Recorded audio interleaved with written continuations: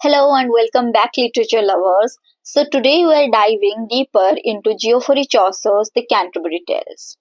So I have already made the part one of the Canterbury Tale, because if I made the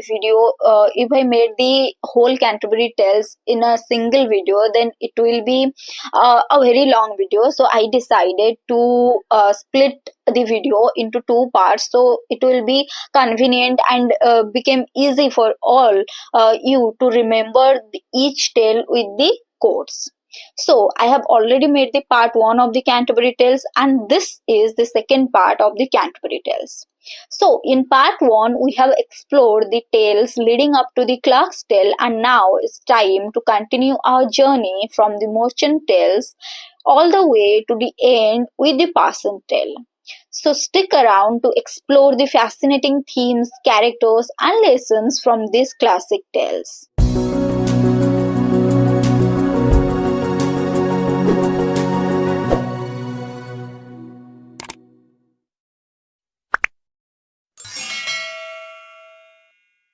So let's start our video with the Merchant Tale. So the Merchant Tale tells the story of January, who was an elderly knight who marries the young and beautiful May. So the story takes a humorous turn when May falls for Damien, a handsome squire in January's household, leading to a scandalous betrayal. So one of the famous quotes from this tale is that love is blind and oftentimes the blind lead the blind. So this quote highlights the irony of January's situation, both literally and metaphorically blinded by love. Let's talk about the squire's tale. So next we have the squire's tale, which revolves around the king Cambuscan and his children.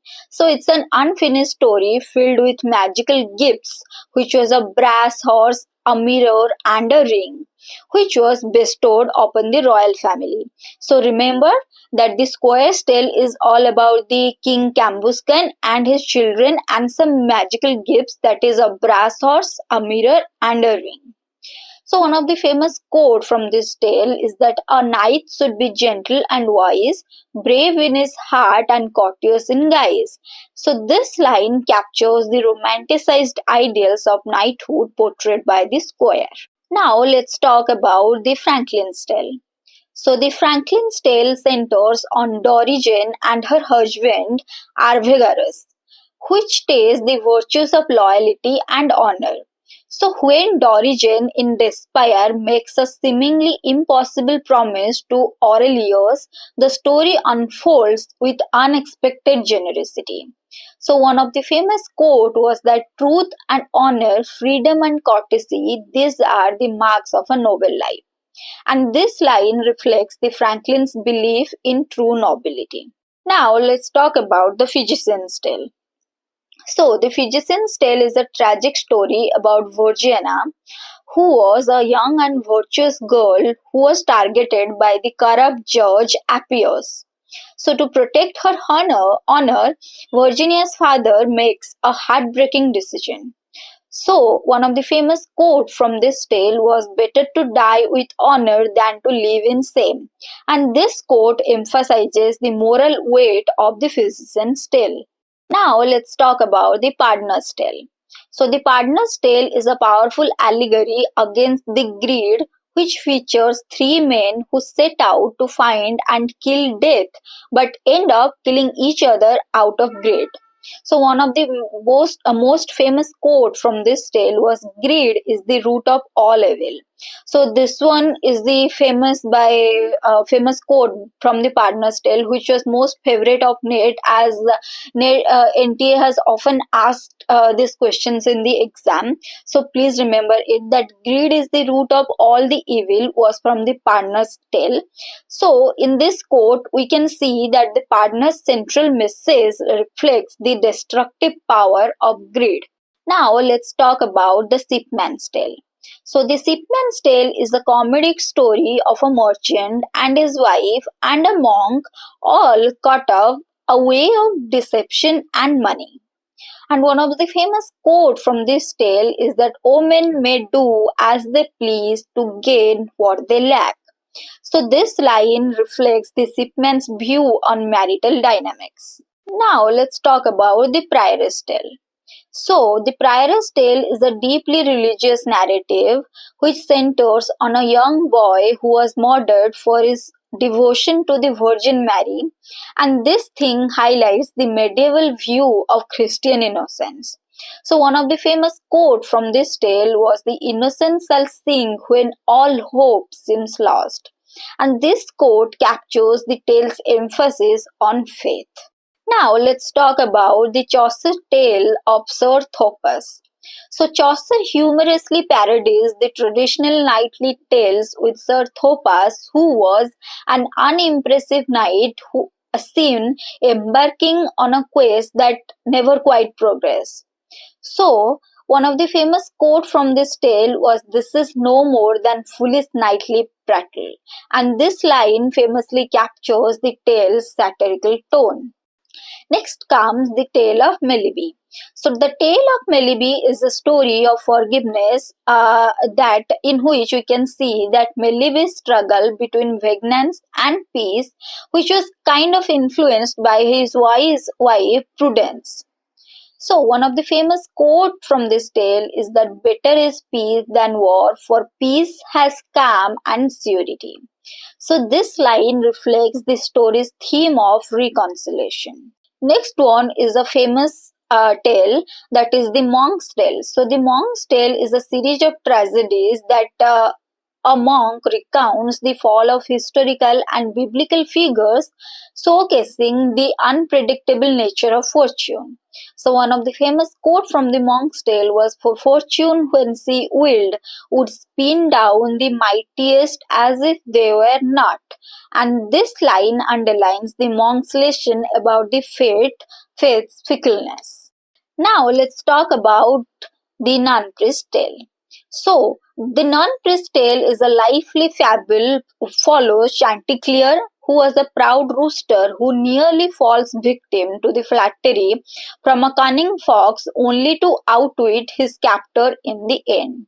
So, if you have time, please read about each tale in details.